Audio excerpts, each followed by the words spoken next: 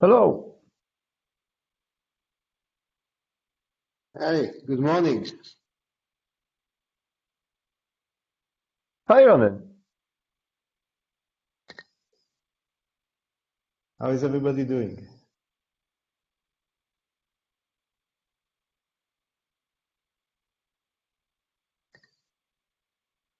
Well, I've got stuck in classical OSD for a while, but getting back to Crimson. Good.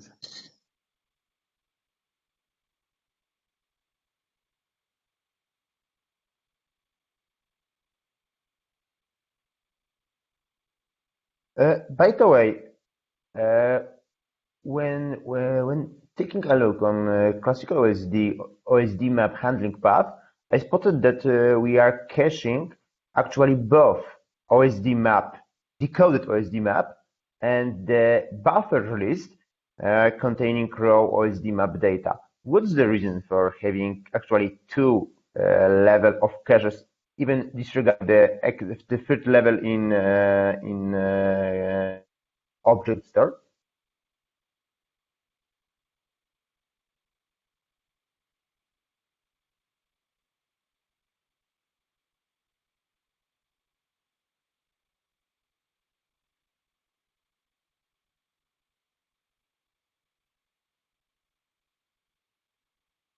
I don't know. Maybe I should no answer now. Maybe I should email everybody. Maybe someone will go to answer in writing.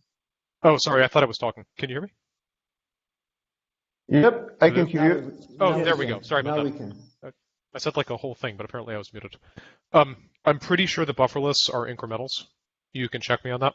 But the answer is that if OSD 10 is on map 120 and it gets a message from OSD 5 who's on map 115, this way it can just go back in the incremental buffer list and just send those 5 encoded OSD map incrementals instead of sending the whole map. Okay. Okay, I see. I'm like 80% sure that's what it is. Likely so. Thanks. Yep.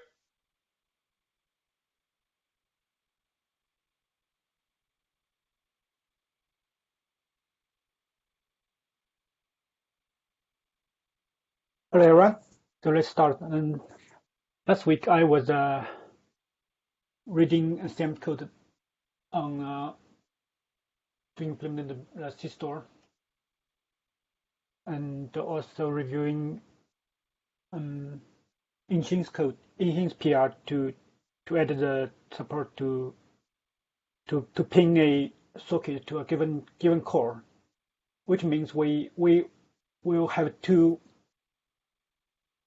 route the message to using the crossbar if we are going with the M2M model. Currently, we are using one-to-one model. And that's me. I will continue looking at the C-store implementation and try to come up with O-node BMAP implementation. For what it's worth, I haven't changed the transaction manager component in a little bit. So that's the component you'd be using to implement the O-node level. Okay. Does cool. that make sense?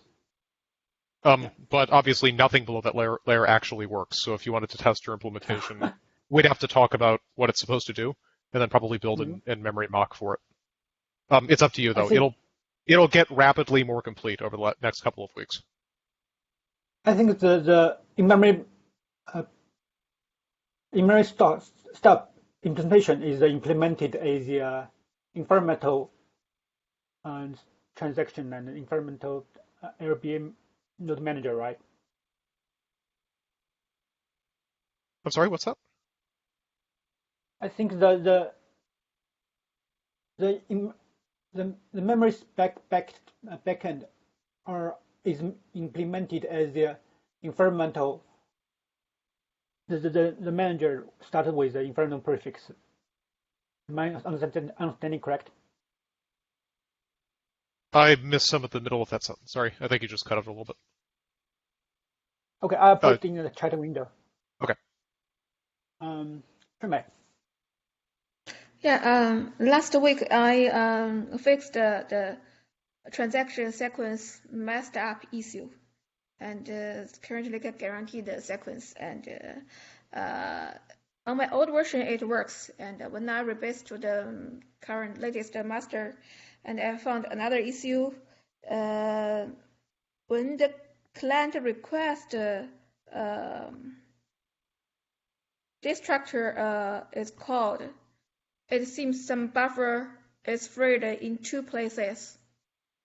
So I'm going to deep debug on the buffer free. It seems the buffer freed first in the MOSDOP and OSDOP, then freed in the message. So I'm trying to figure out where the buffer is shared, or so what the root cause is, but currently not fix it.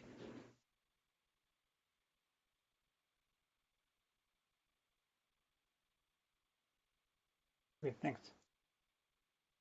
So have you fixed the empty transaction and the non-existing empty transaction? Sam said it is valid. It's our aim to do it. Empty transaction is. Well, in one of the cases, it's because the interface that we created for what's it called? Whatever, the object store interface we created for Crimson doesn't have the flush mechanisms that the one in Classic has, which is fine. So instead, I just sent an empty transaction with the flush callback on it, which is semantically identical if you think about it. Right? Because you can't complete a transaction before the other transactions in the same sequence are complete. So sending an empty transaction on the same sequencer with the callback you want is the same thing as a flush. Make sense? Yeah, so that empty transition is not the issue. It's not the reason. And so the missing transaction is that the sequence is messed up. The later come in and the first come out in the TP summit. So I add a C star mutex there and to guarantee the first in, first out. So then it works. But when I rebased to the latest version, master branch, I found the buffer free has some problem. It reported the heap used freed heap.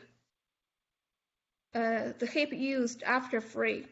So I traced the code and found that in the client request do with and some buffer freed in the MOSDOP,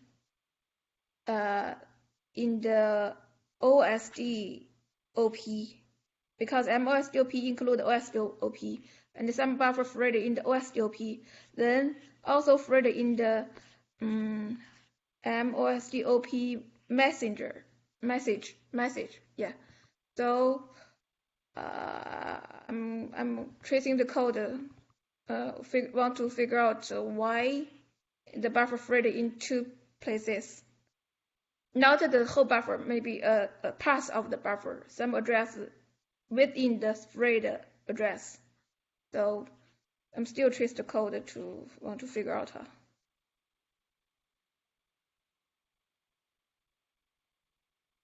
So, any question?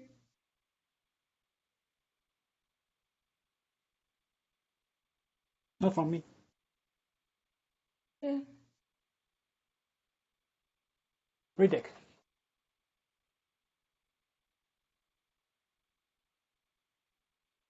Hello.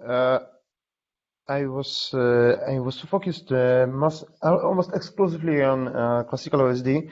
I was working on a memory corruption bug found at tautology. It seems that we have a synchronization issue with OSD map field. It's a shared pointer accessed by multiple threads without, very likely without any synchronization. I made a fix and going through tautology testing to verify whether this was the root cause or not. Uh, I'm getting back to Crimson. I will send the reworked watch notif, I think, quite soon. That's me.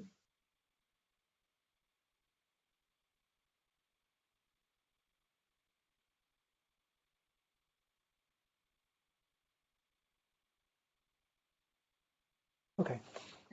Ronan. Hi, everybody.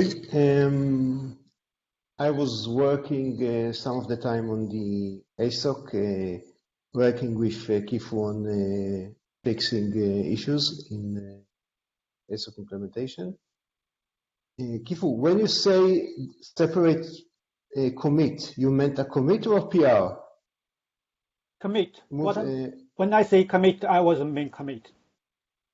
commit. Yeah, Okay. traditionally you just do that to make it easier to like separate out things that are changes in one area from things that depend on them. It just makes it easier to review them. It's a Okay. pretty normal part of the review process, to be honest. Okay. The rest of the time I'm reading and thinking and reading the clubbing code and have some questions and things I don't know there. I'll Cool. probably send emails with questions. I have an even better idea. Okay. If you want to create a Google Doc, you can put your questions in there, and then we can do the sort of chat thing on the side. That way other people can see the question answer process, and we can kind of turn it into a bit of documentation as we go. It doesn't have to be a lot. It's not like we're trying to write a lot down. It's just a way to get a bunch of people to, or it's just a way to make it easy for people to track the progress of the conversation. That's all. Up to you. If email's easier, you could do that too. I think that's a good idea for the next step. Currently, my questions are basic, so Yeah. This is the first time I'm reading. There's a lot of code that this is the first time I'm reading in. Yeah, that's OSD. the thing. That's true of a lot of people. I think you'd be surprised at. In other words, I think your basic questions will be similar to other people's. That's all. Okay, I will send. I will start a doc like that and see what answers I get. To be clear, you don't actually have to create like an explanation doc. Just a list of questions would be fine. That way I can add answers just directly in the doc. That's all. Sure, understood. So that's it for me. Johan.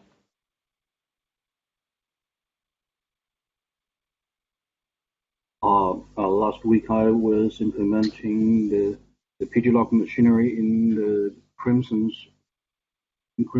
right path, and I submitted the PR yesterday, and but there seems to be some performance degradation in my PR, so I'm trying to fix that now, and that's all for me. So just one suggestion. You might want to simply try commenting out the part where you add the pglog entries to the message, and see what that does to the overall time. My wild guess is that probably did significantly increase the encode time. So if that's the problem, then we need to work on the encode efficiency for the log entries. But it also might not be. So just a thought. Okay. Thank you. Have you profiled the code? Or that. Yeah, the profiler might just tell you. I'm trying that now. So before investing more time profiling the code, I also suggest you to try to rerun the perf test, because recently the perf test is not quite stable. For example, if we add some non-function, some code in the path which is not critical to the I/O, that also could fail the perf test. So normally I just rerun the perf test and to see if it makes difference. Okay. I'll rerun it.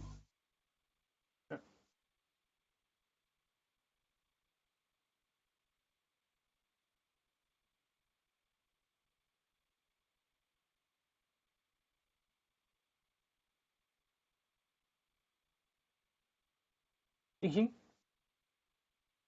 Hello. Yeah. Last week, I mainly address reviews and do the cleanup. I try to understand the standard error code machinery in our code and figure out a little more fix to my PR. And I'm going to figure out how to enable true zero copy in native stack and to get some performance numbers. And that's all from me. So you are looking into the DPDK integration of the C-star. Just to try to see what we can get, if we can get better performance to remove another copy in the native stack. Because currently, our current native stack performance numbers included copies in both read and write to the network layer. So I'm trying to see how better we can get if we disable that two copies. Okay, just one more question. I'm curious, is this the problem is on our side or on the C-star side? Which I think is the overhead of a memory copy? It's I think the reason is if native stack doesn't enable Iommu, if the device is not directly mapped to the memory, it will introduce some memory copy there. And it is a default configuration in native stack. And what I need to do is to try to enable the VFIOs at Iommu to map the device memory directly to user space in the configuration. So it's pretty boiled down to the configuration issue in of a DPDK, right? Yeah. Okay, thank you. Anything else? Before that, I also got a question for Sam. What's the difference between pending and dirty regarding to the cached block or cache extent? Yeah, so that's a concept that's very much in flux right now. So I'm trying, okay, so at a 10,000 foot view, the object store supports transactions, right? Yeah. So there are two problems with that. One is that we obviously need to commit all of the writes associated with a transaction atomically. So during a replay, we can't replay half a transaction. We need to replay the whole thing. But the second part is that we interleave reads and writes. Especially, imagine updating a whole bunch of different OMAP values in an RGW bucket index, which is a real thing that really happens. That might involve a bunch of temporally separated reads across a bunch of B-tree pages. That is, we have to like read a B-tree page, then traverse back up to a parent, read a different B-tree page, and so on, because the insertions we're doing are at like really separated portions of the B-tree. Right? Mm-hmm. So the consequence of that is that during the process of doing that, some or many of those pages may have changed. It's a classic concurrency problem, and it's true in Crimson even though we don't have multiple threads. And the reason is that we need to send the disk a lot of reads in parallel. And in the common case, you don't really have reads touching the same B-tree pages, right? Because the OSD already prevented concurrent writes of the same object. So it won't normally happen. But if you cause enough merges or splits far enough up the tree, hypothetically, it could, because everyone has the same root, right? So there are a bunch of different strategies for dealing with this. How we handle the B tree. We talked about this top. It really doesn't, though. Doesn't make a difference. How we Not really. Down to the B tree. Like it matters in the details.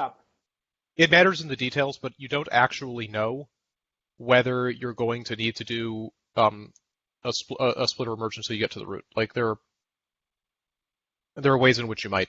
But in general, I kind of don't want to mess. We can do the split when we work down to the leaf node instead of sort of. Root. But I'm not entirely sure that actually avoids the problem. because you may already have performed a read at a leaf, because you don't necessarily know which insertions you're doing at which stage.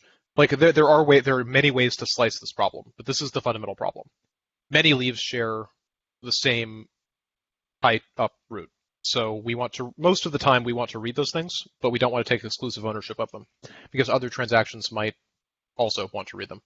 So anyway, that's a long-winded way of saying that when I'm doing a mutation on blocks, right now at least, I'm copying them in memory, applying the mutation, and not putting it back in the cache. So that means that the actually means we have a read lock on the. It's not a lock. It means this pending transaction we're doing right now has its own copy of this physical block. When we go to commit the transaction, we'll do a bunch of things. One of them is we will actually write the block out to disk, right? But we'll also insert the delta rather for the block out to disk, but we'll also insert the block back into the cache. And while it's just ours, it'll be in state pending, which means that if we try to mutate this block again in the same transaction, we won't do a mutation. We'll just directly change it because we already have a copy. When we put it into the cache, it'll be a new state. That means there's a commit pending for this, but I don't have the physical addresses for some of the references yet because I don't know where that record wound up on disk. I have to wait for the transaction to finish.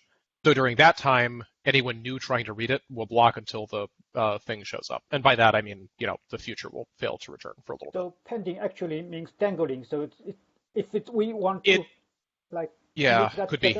That's the extent. We need to find another, like a new home for it, like new physical address for that. Not necessarily. No, not necessarily. We might just be writing a delta down.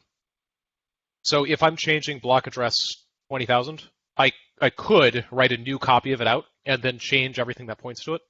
Or I could just write a delta that says 20,000 now has a different value for whatever B-tree value key, right? Which means I have a dirty copy in memory. But that value that now it has in memory will be wrong. It won't be correct until the transaction completes and I know what address it went to. And that's actually what I was doing this week. I was having a conversation, up until last week, I had been assuming that I'd be able to predict where a journal append would show up if I controlled which open transactions existed. But for one thing, that turned out to be shockingly hard to do from a concurrency standpoint. And the other problem is that I was talking to Myungwon at Samsung, and he was saying that really, for their drives at least, you really want to use the append primitive. But it's really hard to say. Right. So I don't know the address when I'm sending a thing down to disk. So the way I'm fixing that is that, so if you think about it, there are two basic kinds of things I could be sending to disk. There are things that come from above the transaction manager layer. Those things do not point to actual physical addresses, so those are fine. They don't care I don't care where they go, because nothing else can possibly know what their physical address is anyway. But the internal B-tree nodes for the LBA tree are physically addressed, so I care very much what their internal pointers are. So the way this works is any B-tree node that gets written to a record will have two kinds of values. It will have values that are absolute, that point to physical addresses that are already stable, or they will have values that are relative and point to a relative offset from that block. So if I'm... Sorry, why it's not determined if it's offset? It's just that's just the way the physical address, that's the way the interface works for ZNS drives sometimes. Okay. In other words, they were like, yes, you might be able to predict it, but please don't. In other words, they can't promise that the addresses will work that way, so we shouldn't assume that they will. Right. So in other words, I can assume that if I send down a meg of data, the relative offsets, any bytes within that megabyte of data, will be the same. So if I send down 10 blocks that are 4K each, and I know that the fourth block refers to the fifth block, I can just let the value in that block be 1 for the next block, or 4K, whatever, right? So that's why the cache keeps getting more complicated. I'm trying to give it enough states to express. This is kind of what I was saying earlier with why I didn't think the B-tree for the physical layer would look much like the B-tree for the logical layer. The problem space is just, it's like it's a giant headache. You can kind of see it in the design of hold it when it comes to B-tree, BA B-tree, yes. Just because of the way the physical addresses work. Does that make sense to anyone else, or does anyone want me to go over something differently? I will commit this to a document of some sort once I have at least 3 things that all make sense together. Hopefully the next week or 2. And that basically means I'm going to write the LBA tree implementation in terms of the cache interface, and that should tell me what the cache has to do. And once those 2 things agree, I think everything else will also agree. At least that's what I'm going for anyway. Okay. Anyway, I'll move over to recovery and keep an eye on the your WIP store. I mean, you could also start working against the transaction manager interface. I'm not saying it's impossible. I'm just saying there's a non-trivial chance that I'm going to notice that I did something that is not possible or not a good idea. Okay. So it's risky. Yes, because it's like standing on the float sand. Yeah, I think it'll be a lot firmer in a few weeks. Got it.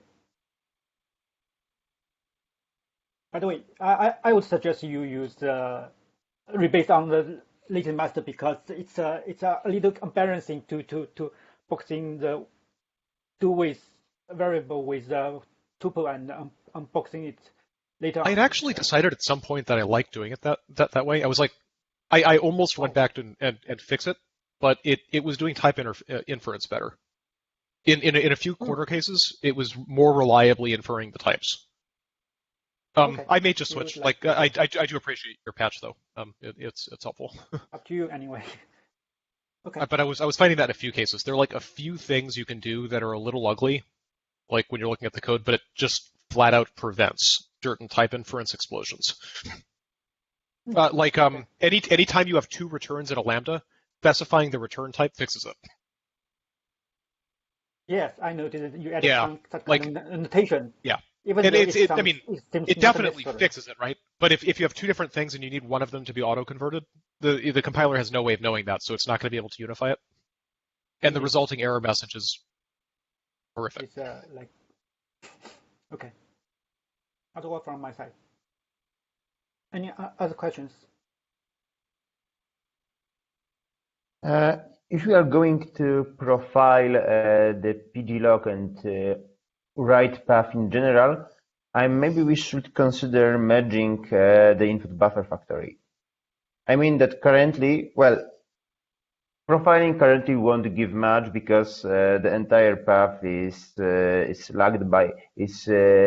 hit by the huge number of syscalls. We could actually we have the POC of input buffer factory, which is 1 commit for C-star and 1 commit for Crimson. Maybe we should maybe if you want to focus on the performance of things like pglog from the very ground up, maybe we should merge the things without waiting to commit the modifications, to commit the input buffer factory things to upstream.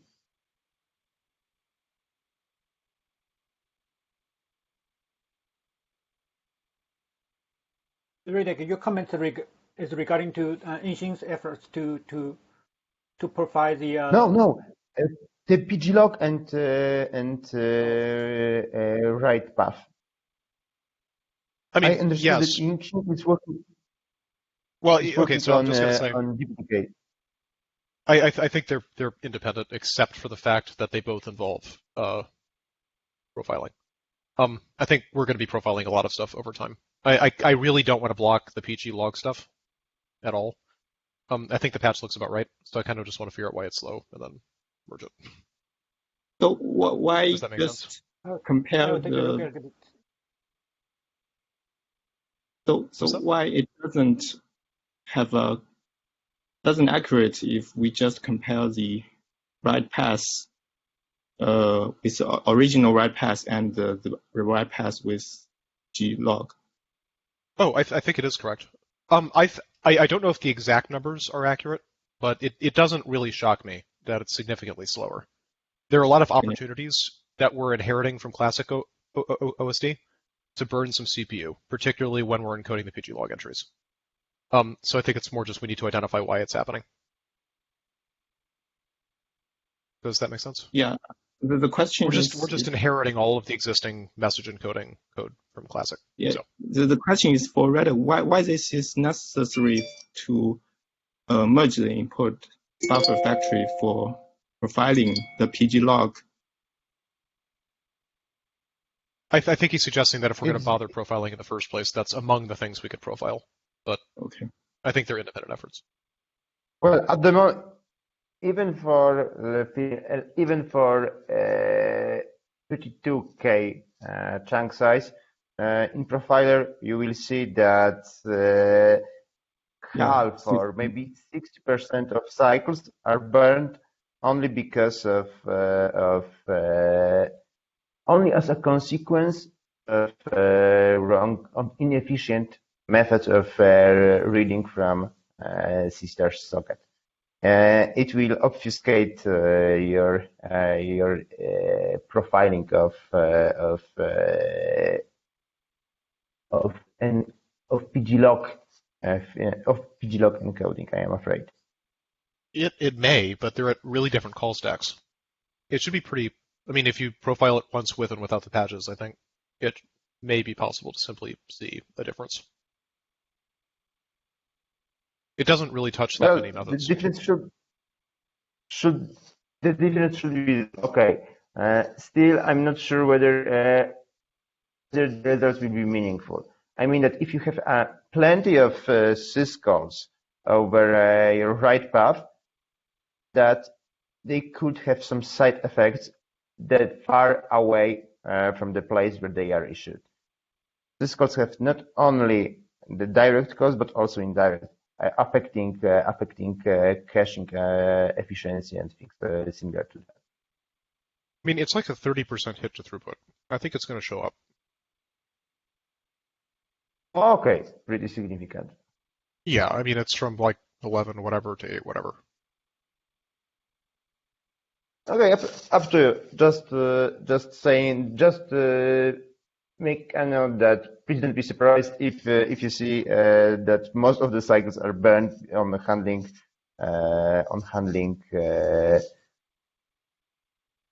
read from sister socket.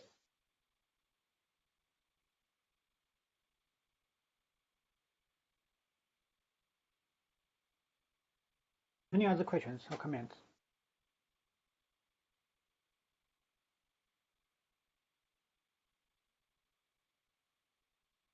Okay. Ronan, I'll look out for your document. Or yeah, for questions, I will create a list of questions and publish them. Thanks. All right. Okay. Talk to you guys later. See you next week. And have a good day and have a good night. Same for you. See you. Bye. Thank you. Okay.